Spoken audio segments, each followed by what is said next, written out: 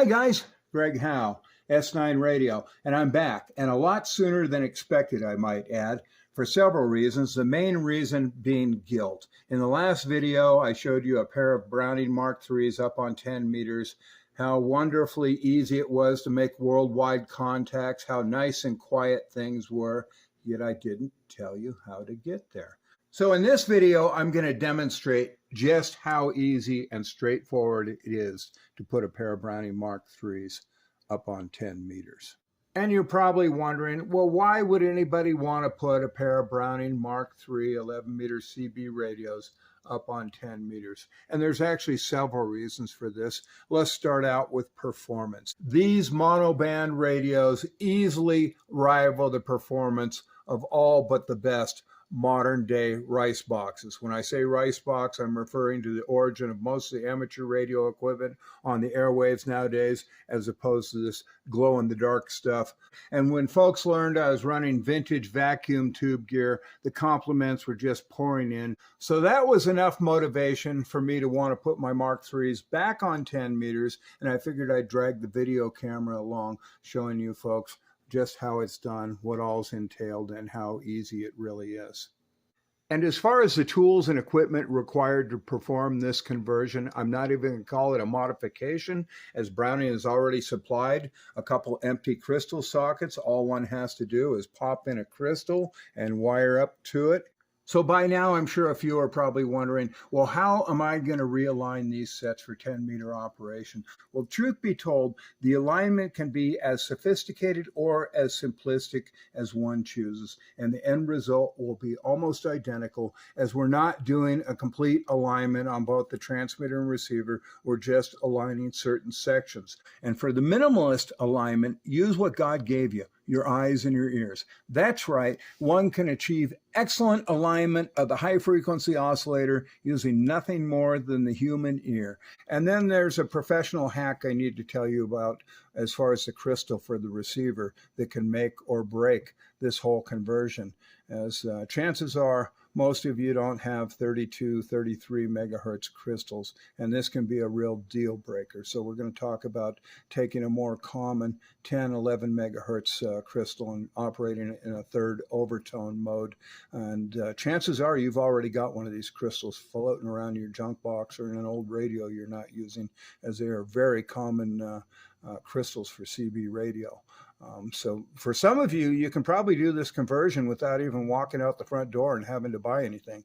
Piece of wire, a crystal that you might already have, and your eyes and ears. That's really all that's required. Okay, enough talk. Let's get to it.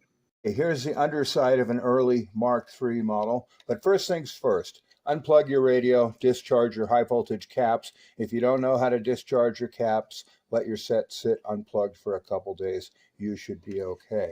So you're looking at an early Mark III receiver crystal / band switch. And if you've watched my other repair videos, you know I recommend taking lots of photos. And it could not be any more important than it is on this hand-wired Browning Mark III, as there are several different configuration schemes used on this switch and the various crystal sockets by both the factory and then shops and aftermarket outfitters that were selling channel expansion kits.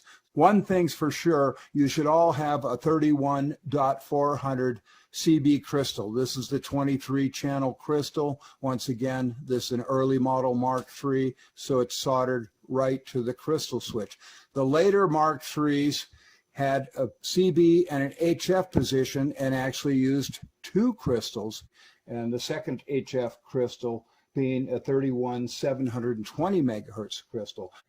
Whether you've got an early model Mark III with the coax coming off the crystal switch going to V3, the high frequency oscillator tube, or a late model Mark III with the red striped wire coming off the crystal switch and going to the V3 high frequency oscillator tube. Regardless of the wiring scheme used, the important thing to know is one leg of the crystal needs to go to pin 2 of V3, the high frequency oscillator tube.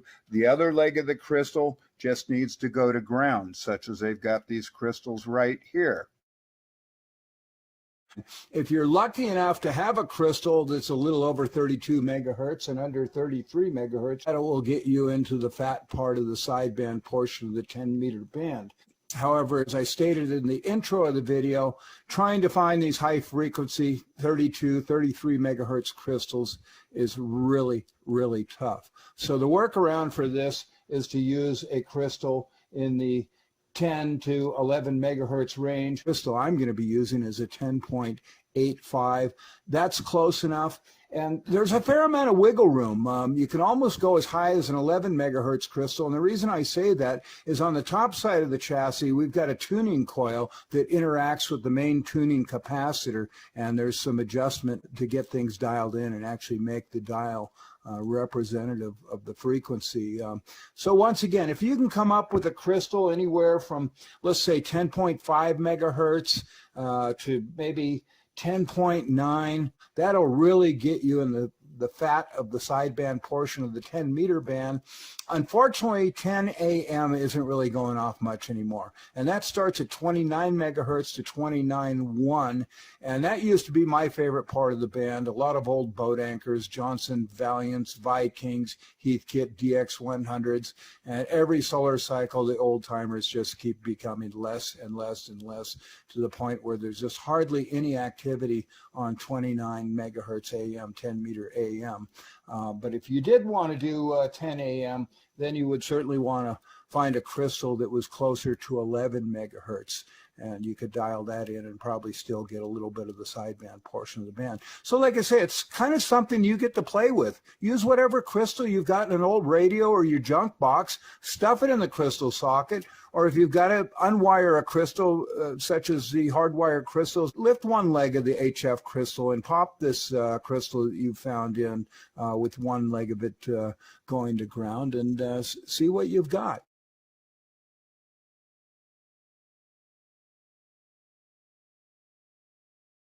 Before I turn the receiver back over and proceed with the alignment, there is a modification I did not mention in the opening intro. It really has nothing to do with the 28 megahertz conversion. What I'm going to do is repurpose this push-pull A&L switch. You almost always want the noise blanker on, so disconnecting this switch will enable the noise blanker to stay engaged. Notice how I've left a little lead length there. That way I can always see, should I want to reconnect it, exactly where it went. I'll make some little Sharpie felt tip notations there. So I've gone ahead and marked the chassis where I removed the A&L switch wiring from the 6AL5 noise blanker tube, and having them disconnected leaves the noise blanker engaged full time. And now what I'll do is put these wires in series with the positive of the ping capacitor, allowing me to enable and disable the ping. As most of you know that have used a Mark III on sideband, the ping sounds like hell. The ham radio crowd certainly doesn't appreciate noise toys, so I think it's best to have a switchable means of turning the ping on and off.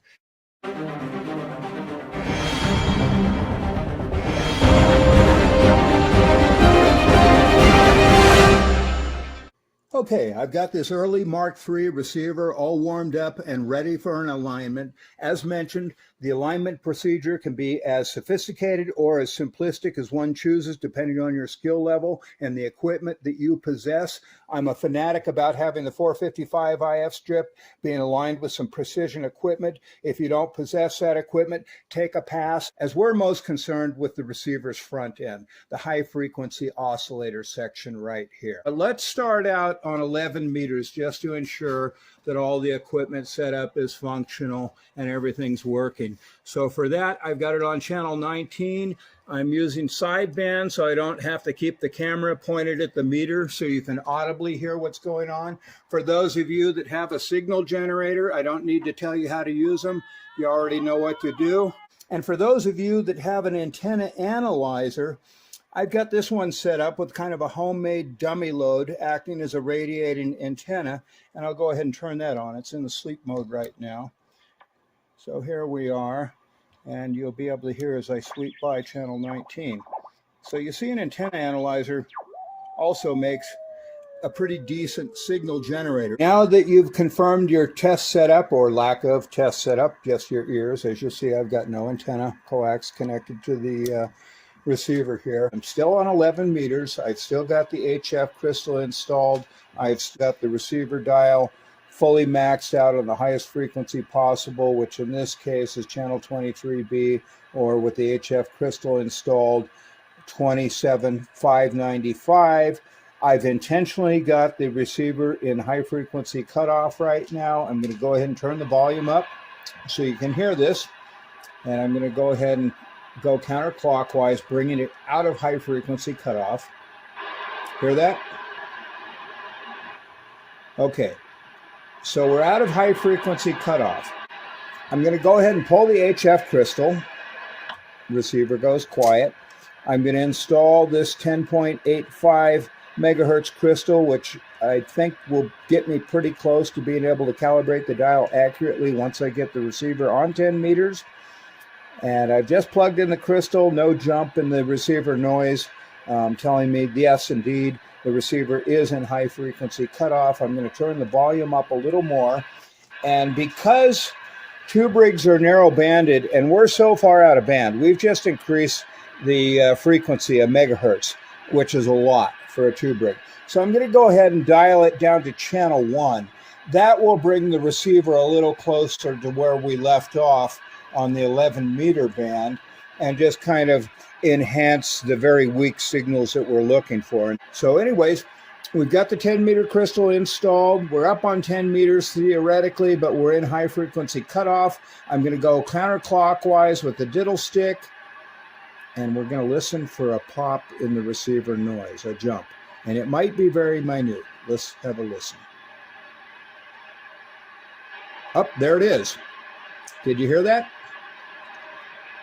Okay, so that took about 3/4 of a turn to bring it from 11 meters. I'm moving the coil up towards the top of the chassis in a counterclockwise position.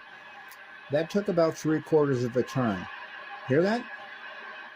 In high frequency cutoff, out of high frequency cutoff. So now this receiver is functional on 10 meters. As you can see, it didn't take much to put this receiver up on 10 meters. Pop in a crystal, move the diddle stick 3/4 of a turn, bada bing, you're there.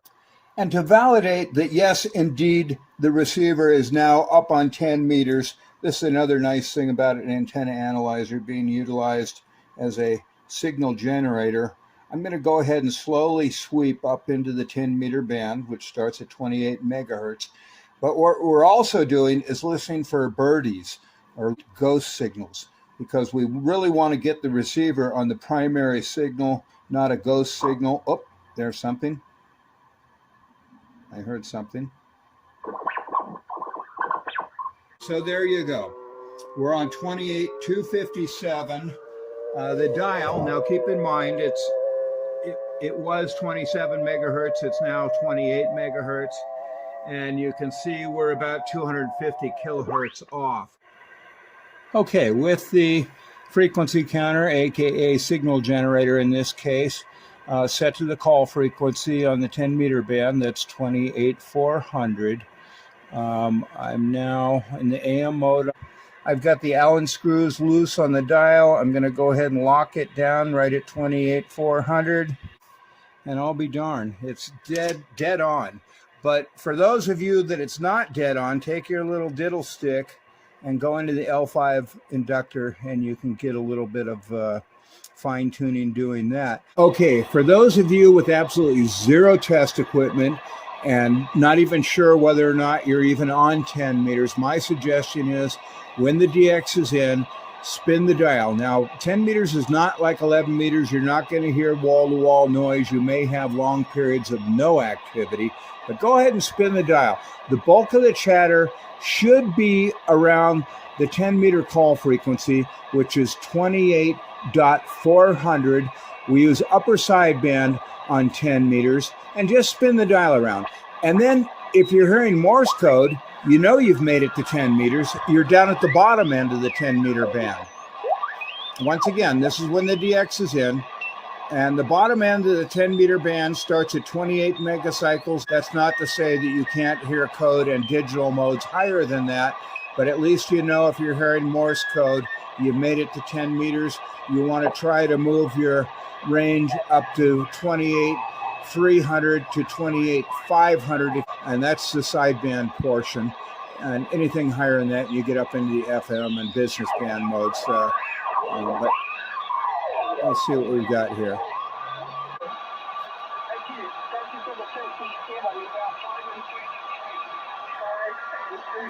Thank you for the 5 and 7. Kilo Quebec 4 Echo Juliet Tango, ZL2 short path. ZL, okay, that's New Zealand. Not bad considering this has just been roughed in. For those of you that have installed a crystal and you're still not hearing noise and you're pretty sure it's not a high frequency cutoff issue, normally the T1 and T2 transformers, the adjustment doesn't get that far off to where you'll completely lose receive. So you may want to check the L1 inductor. Okay, I've just finished a precision alignment using a signal generator, a vacuum tube voltmeter sniffing the signal at the end of the IF strip, and no big surprise, there was little, if no, improvement. However, I'm not knocking the test equipment, as without the test equipment, things such as broadbanding, making sure you've got equal sensitivity one end of the dial as you do the other, and then, of course, the dial tracking would be very, very time consuming if you didn't have a signal generator and a frequency counter to really set that up. But it can be done. It can be done without any of that equipment. It just takes patience. So anyways, I want to say that wraps up the alignment, but it really doesn't. I really just kind of breezed through it. So I've just kind of touched on the alignment points that you'll need to get your receiver up and running on 10 meters. Stay tuned for part 2, which I will cover the transmitter, which goes much quicker. It's really just a VFO installation. And then I've already had requests to do this with a Mark IV. So I will be doing this pretty much same conversion video, only I'll be showing it how to do it with a Mark IV series Browning.